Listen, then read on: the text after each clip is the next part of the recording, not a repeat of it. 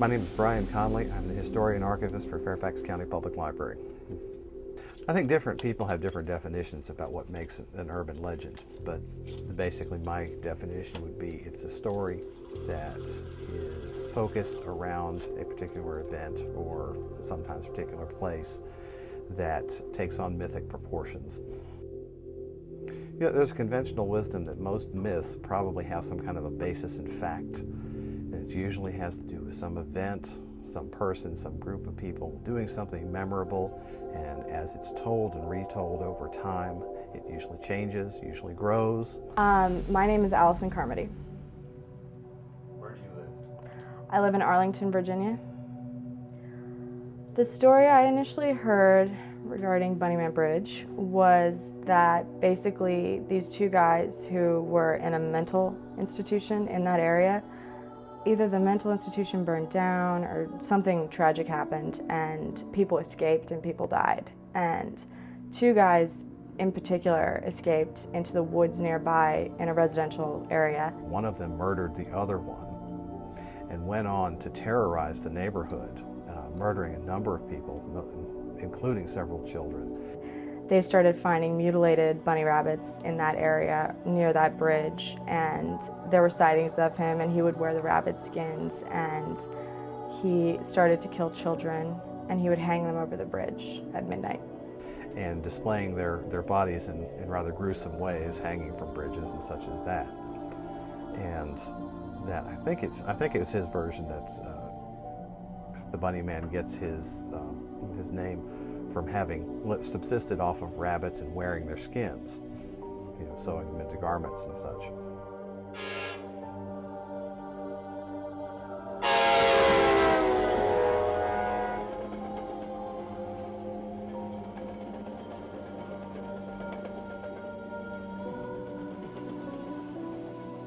Steve Rossi's my name. I've heard about the BunnyMan from my mother when I was a toddler. She told me about the BunnyMan. I grew up 2 miles outside the Beltway. I was born in '61, and in the early '60s my mother told me that there was a man who would dress in a bunny suit with an axe who lived in the woods off Guinea Road, which was about a mile away from where we lived. Really, the BunnyMan suits a young child's imagination as much as he suits a bunny suit. And, you know, to be driven down, especially when you're not closely parented, as I was not, you're kind of left under a bridge psychologically. So it was a pretty easy connection to make between the fear of a man in the woods and the fear of a toddler, perhaps left on his own in his childhood. And I think that really flamed a lot of the BunnyMan's success, was the way people were parented in the early '60s. You know, by the baby boomer generation, wasn't the most intimate experience in the world. So it was easy to be easily frightened by a specter like the BunnyMan.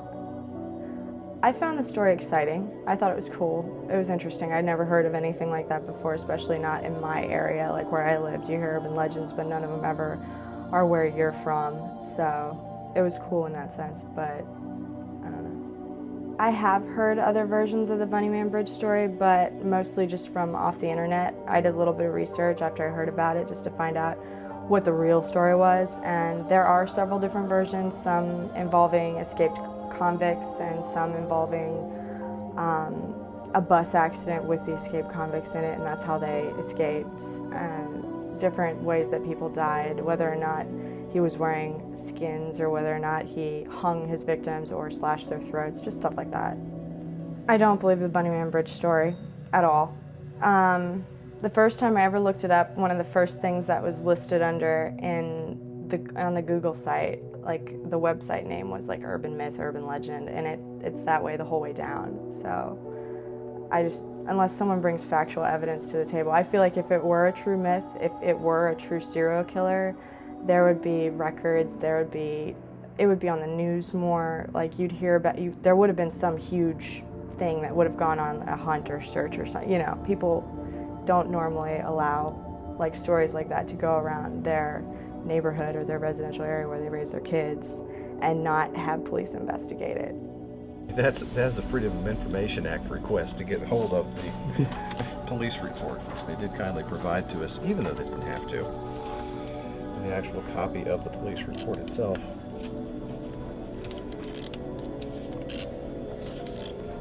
From which all of the names have been crossed out.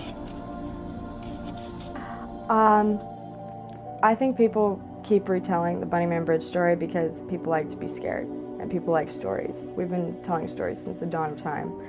And also, I think that people like rumors. It makes life a little bit more exciting, where it might be a little bit dull. Actually, one of the problems was not so much that there was so much information as there was so little. The tellings of the story were, rather surprisingly, didn't vary that much.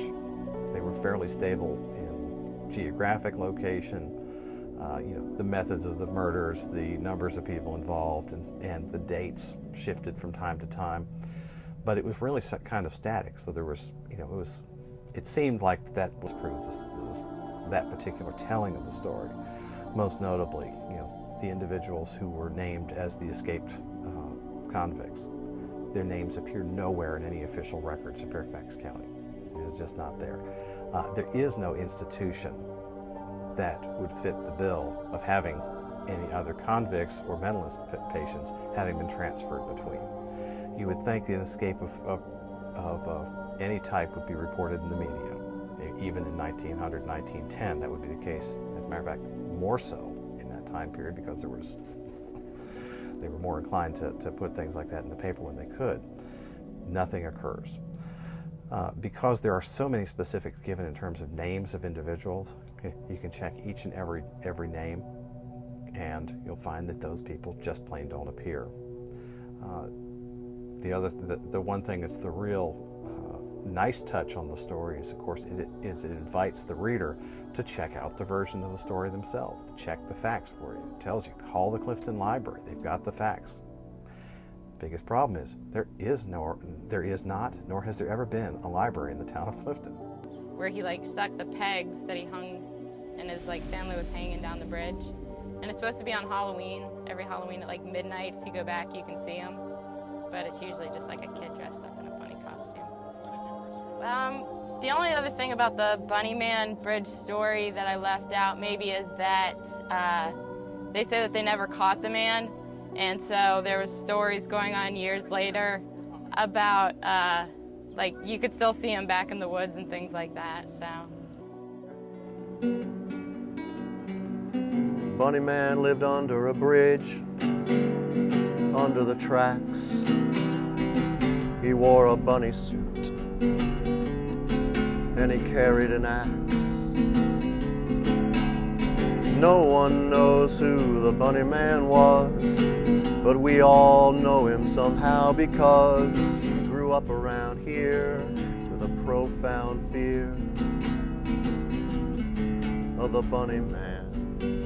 I guess one of the biggest lingering puzzles about the BunnyMan is the fact that since we can prove he was real, but we don't know who he was, and we don't know why he did what he did. The question is he still out there? And where is he now?